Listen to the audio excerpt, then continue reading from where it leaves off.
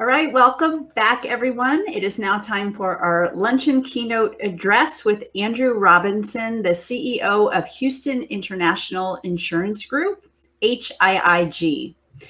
Andrew is a highly experienced and successful global insurance executive with a 30-plus year track record of growth, financial improvement, and strategic and operational leadership, working globally in the insurance industry and in management and strategic consulting.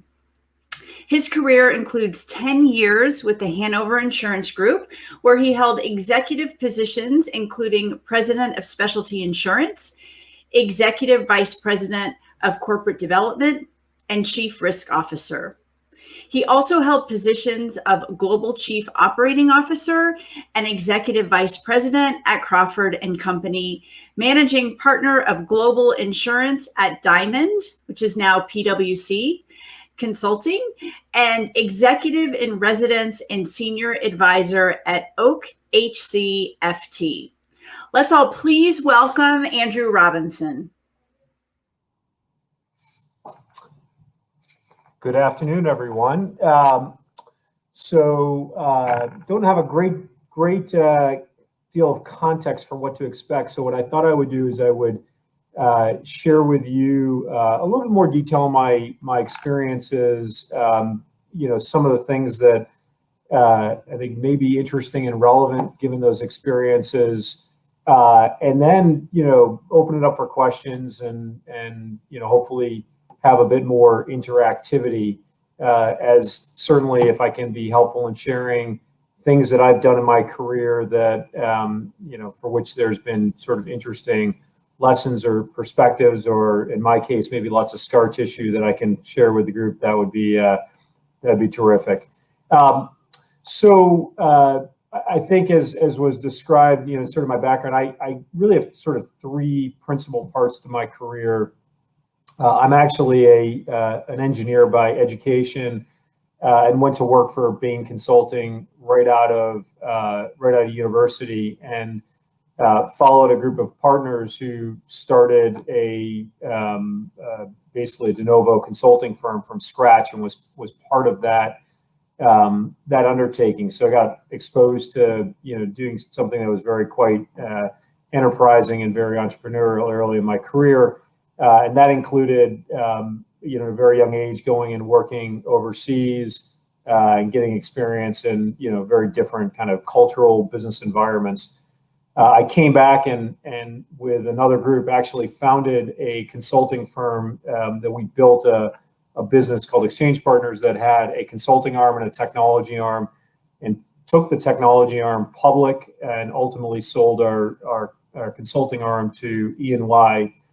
And I went on to another group, ultimately finding a company called Diamond Consulting, which we were backed by Safeguard Scientifics, a relatively well-known venture capital firm, had through that process taken Diamond public, and then as PwC and other of the sort of big four firms were re-entering back into the consulting industry, Diamond was acquired.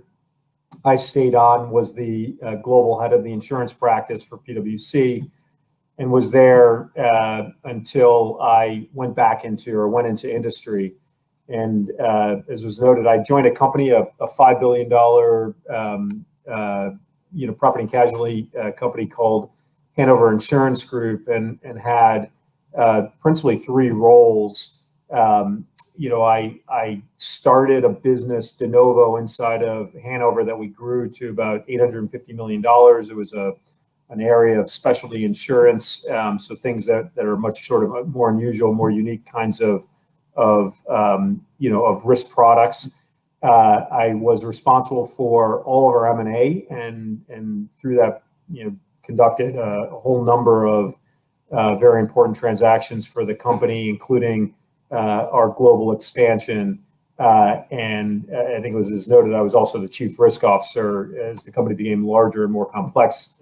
Really brought some sort of corporate organization focus to that. And I stayed in the corporate segment at Hanover for 11 years, at a short stint at a company in Atlanta called Crawford and Company as the global chief operating officer. But ultimately turned my attention to the world of technology, and I spent 3 years working at a growth equity venture capital firm called HCFT, including 12 months of that time stepping into one of the portfolio companies and helping one of the portfolio companies. And today I still hold a couple of chairmanship roles with Oak portfolio companies, as well as I've joined a board of a private equity backed firm. And then here 4 months ago, through a very lengthy process that included 2.5 months of trying to get to know the company and the board and so forth during sort of the initial COVID days, ultimately was offered and accepted the position to become the CEO of HIG, which, for those of you who are not familiar with the company, we are a global insurance company focused on areas of specialty risk, about $900 million in total revenue, 13-year-old company, and quite honestly going through a bit of a transformation. So a lot of interesting things that are happening. So 3 very kind of different parts to my career, with consulting and then on the corporate side, and then 3 years in sort of the world of technology and investing. And it's been just a terrific experience where I've been able to sort of see things from a variety of different dimensions, have exposure to different kinds of people and experiences that definitely have made me, I can see it, sort of how I approach things today here at HIG versus maybe how I did it, sort of my initial experiences at Hanover, with a very, very different, not only set of skills, but a different perspective. Look, I think that some things that I would share with the group that I think are really interesting, and I'll sort of refer to my experiences that certainly shape how I approach things, even whether I'm in a public company context, or in this case, we're a private company with a 44% owner that is a public company and effectively a professional investor. So the first thing I would say to you is my experience is to spread the wealth of equity, and I learned this via 2 experiences. One was when a group of us started Exchange Partners, the ownership was concentrated with the CEO, and when it came time to perpetuate the firm, and we were thinking about taking the technology arm public and what to do with the consulting business, the reality is that we ended up having to sell the consulting business because the ownership was so concentrated with one person, yet the talent that was making the business go was so widely distributed amongst a half a dozen really important people. And ultimately, what was a really interesting company that had grown to be $40-50 million in revenue, patina client base and so forth, had really no chance to be a going concern because the concentration of the ownership stood in the way. And I compare that to when we started Diamond. It was founded by this extraordinary individual, a fellow named Mel Bergstein. There's a great Harvard Business School case study on the company, because what we did were some very unusual things. But even given the venture capital backing with Safeguard Scientifics and Mel Bergstein's own sort of biases, he had a strong view that the way to create a world-class services company was simply to spread ownership and to spread the wealth, and to do that the right way. As he would always say to us, if anybody who's around the table is really happy and somebody's really unhappy, we've got it wrong. If everybody's kind of equally unhappy, then you've got it right. But the point basically was that, the key was to grow the pie together, not for the advantage of one over the other. And I have to say, even now, as we are trying to move Hig in a very different sort of direction, of my first 4 months, a big chunk of what I've done is to entirely redo our executive comp, taking some very material action in distributing equity, into our top 35 executives. And that's not easy when you've got, we've got, private equity, professional investors and so forth, and, in ownership positions in our business to be able to make the case. And so, I would say to you, a big lesson learned in my career is about spreading, it's definitely about spreading the wealth.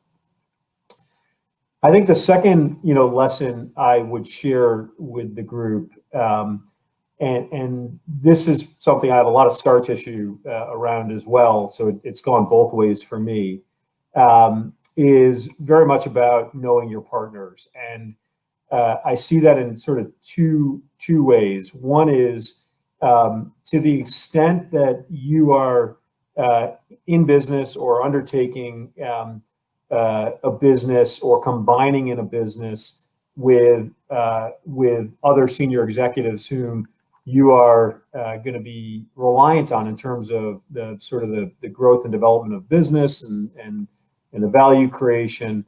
And it's true as well with private equity and venture capital investing. I have seen the full range of things that have not worked. I've seen things that have worked as well. I stepped in on the ask of Oak HCFT to be the CEO of one of the companies that in their portfolio they invested into, and the founder was the CEO. And so the right way to handle this was to be a co-CEO and allow the founder to have sort of a material role, and feel like that their position isn't being diminished by the ask of Oak for me to step in. And what I found just through that process was, despite the fact that I thought we were very aligned, you learn quickly where either management biases or just fundamental philosophy around business doesn't align. And I've seen that, quite honestly, on the investor side as well. I grew up as a trained strategy consultant, and so I think very much in terms of building durable, sustainable businesses. And what I've learned is that frequently the objectives of private equity or venture capital aren't necessarily aligned to that as well, which is, they're thinking about either crystallizing their value, or in the case of venture capital, frequently thinking about the movement to the next level of investment. And sometimes those things don't comport, right? Where you're trying to build a business that's durable for the long term, which requires different sort of horizons of investment and so forth.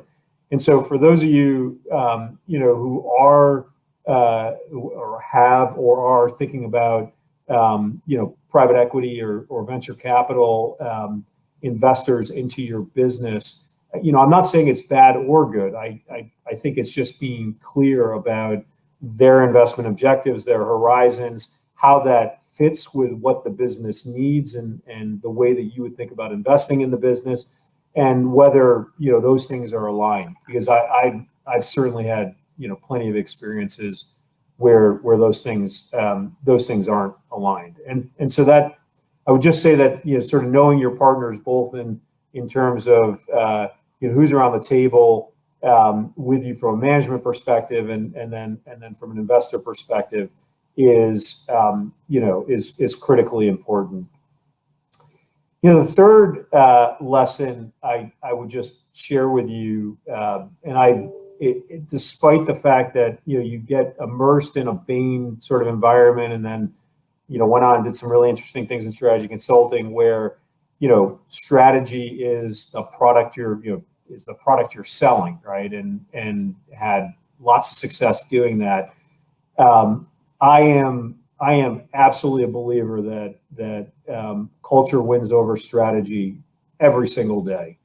And I think it's even truer today, given the backdrop of COVID and for many of us having to work with remote workforces, to having to interact with our clients and our trading partners, our distribution partners in a remote context. I will take culture over strategy any day, and I've seen that through and through. And I'll give you a pretty interesting firsthand account of this, which is when at Diamond, I took the lead on going over to Europe to open up our international operations. So, I'm married to a Brit. It was easy for me to do. I was very comfortable living and working in England. So went to England, got things going, and we were having great success. And I went back and made the case to our board that an American without broad language capabilities, living in London, trying to build an international business, and this was back, in 1999, that's not a formula for success, and that we really need to think about. At this point we had gone public. Our share price went public at $5.50 a share. Our share price was like at 112, and we had currency to do an acquisition. So I made the case for us to do that, and ultimately we found a great partner. Interestingly enough, Diamond was a Chicago-based firm, very sort of Midwestern in its character and its profile. And the company I found that we were going to combine into was a strategy consulting firm as well, that was formed by a group of Catalonians, so Spaniards, but Catalonia within Spain, which is in itself kind of an independent sort of part of the country. And we went through all the work on due diligence and so forth, and the transaction made a great deal of sense. And because I was in the middle of it, I was really the person representing that this is going to work for us. And in every regard, it seemed that way. And then we get the transaction done. And culture in this case starts with the most basic things of like a person who's grown up in Europe and is very sort of Eurocentric. And then you have Americans who may or may not have that kind of global sensitivity, and in this case, a lot of sort of Midwestern focused folks on our team in the U.S. And ultimately a transaction that was consummated for about $550 million. Ultimately was deconstructed into pieces for less than $100 million.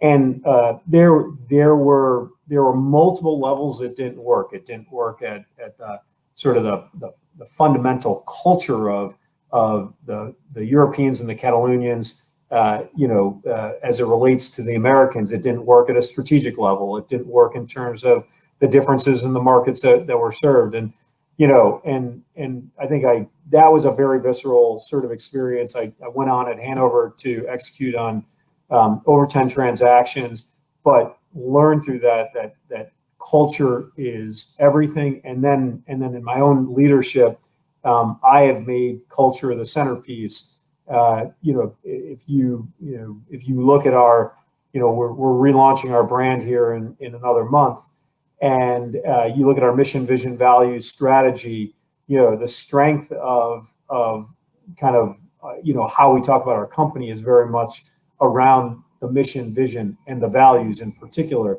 The strategy is powerful, but like if you sort of listen to my communication to our staff, I will emphasize the values over strategy all the time, and that's very much consistent with culture wins. And so I believe that through and through. If you're ever thinking about buying or selling a company or how you're going to scale your company, that's everything from my perspective.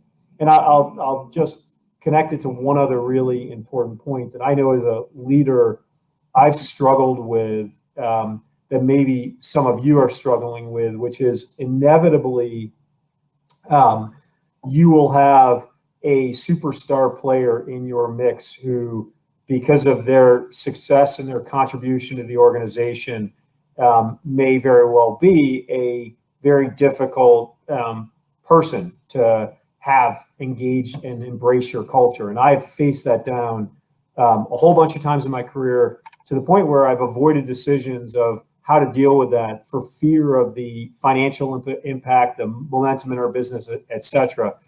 And my advice to business leaders when faced with that is you have to cut that off early. That the effects of the super high production but culture busting person in the long term is going to cost your company more than it's going to gain you. And it takes a very strong-willed executive to be able to face up that issue and deal with it. And that's all part of sort of the culture, sort of the culture challenge. And what I really do believe in the end, sort of points to this notion that culture trumps strategy, in my view.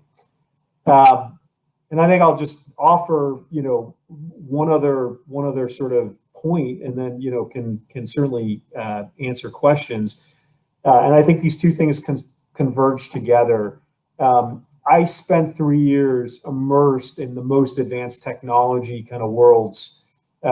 Everything that Oak invested in was tied to artificial intelligence and advanced data analytics and things where we were working with not only great ideas and really great people, but crazy smart people, oftentimes who were the generation of my kids' age, of a 22 and a 25-year-old.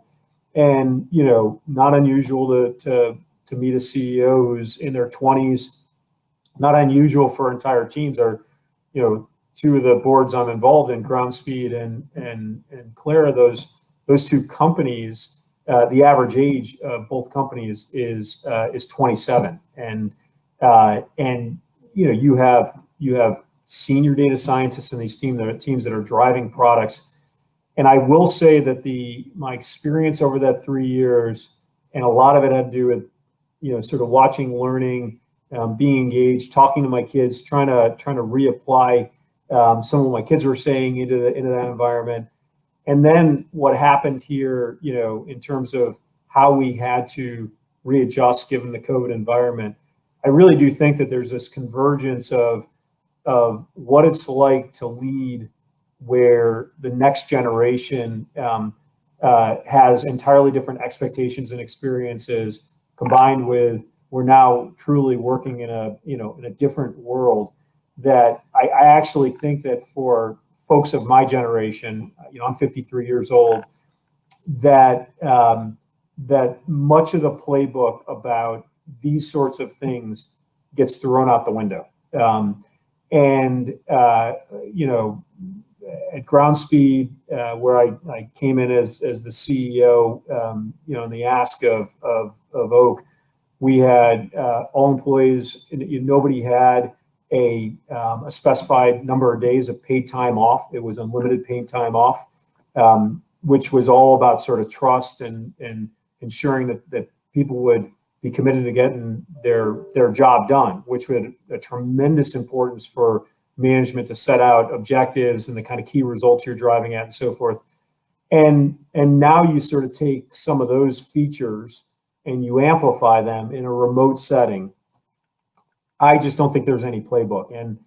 And for some of those of you who are facing that down, I've had to personally in 4 months become a new CEO in an environment where we have 13 offices across the country, 370 employees, and I have not been able to physically connect and develop relationships in person with folks, and so you have to kind of reinvent. And I think that when you combine that, if you have a younger workforce whose experiences and expectations are different, it's a real challenge, and there's no playbook.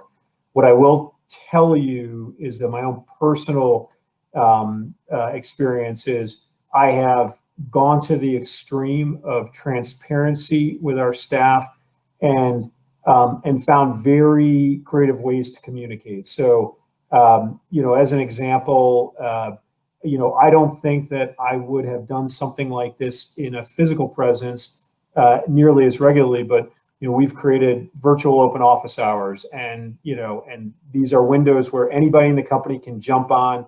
I'll talk a little bit about what's going on, and people are just asking questions, and it's a much more engaged environment. Another example is that I am, we're a big user of Microsoft Teams. It's a very powerful collaboration platform.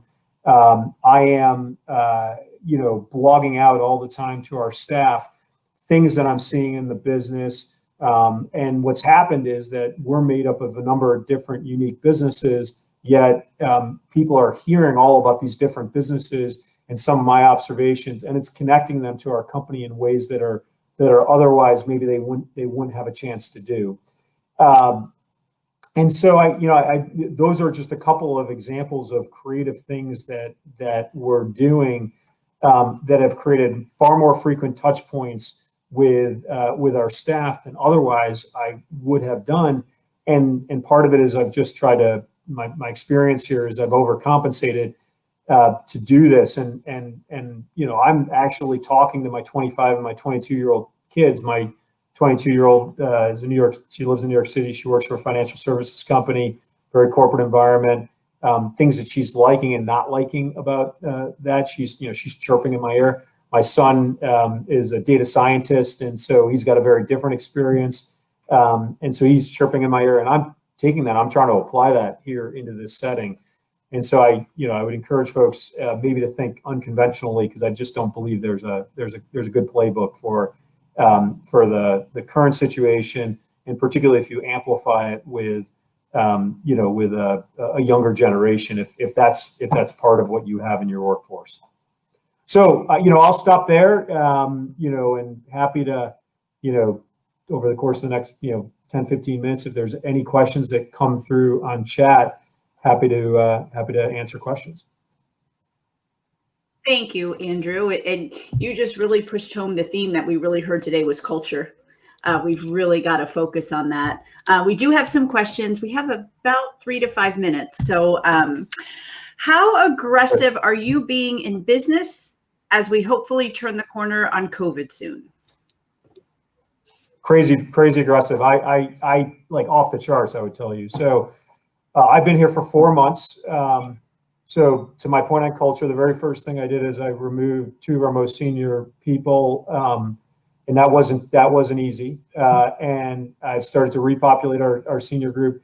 Now our website is a very dated website. We're relaunching here in another month, but if you just go to our news, you'll see I have been incredibly active in hiring. I'm using the opportunity to go on the offensive, right? So I'm basically making a bet that says, there's a lot of folks that are pulling back. There's a lot of disruption in my market, and so I'm going the opposite way, which is I'm using that disruption to be offensive and to lean into the opportunity. And by the way, so far it's been very good for us. We've not only are we making good progress on our business results. One of the things that's changed is that we have already had financial interest come into our business at far higher valuation multiples than we had even as we did a rights offering earlier this year. So in a very short period of time we've seen, and I am leaning in hard on that. And then internally, a lot of change in terms of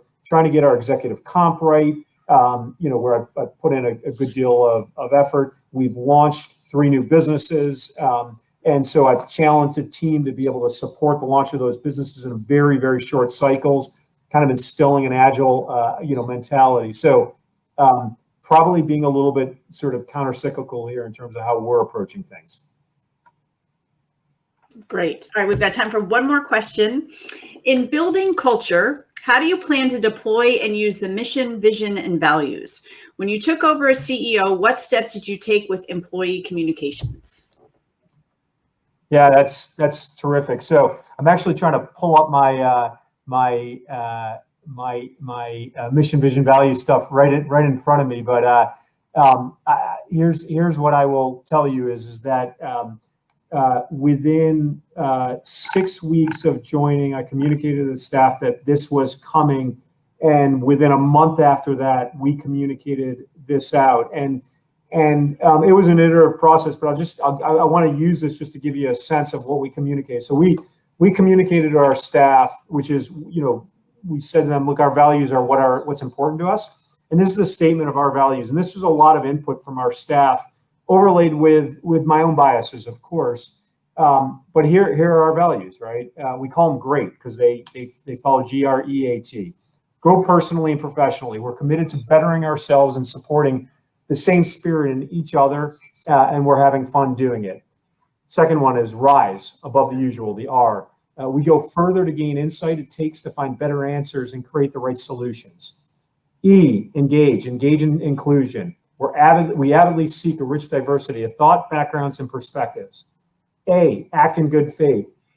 We're transparent, honest, and accountable to ourselves and each other, no matter what. And T, transcend, the T in GREAT. Transcend the self. We're all high-achieving individuals who are humble enough to know that teamwork takes us even higher. And so the idea here is we got this rolled out with our mission and our vision and our strategy all at the same time. And what we told our staff, and we took it very seriously, is that the values is about how we behave. It's how we role model behavior. It's what we believe is important.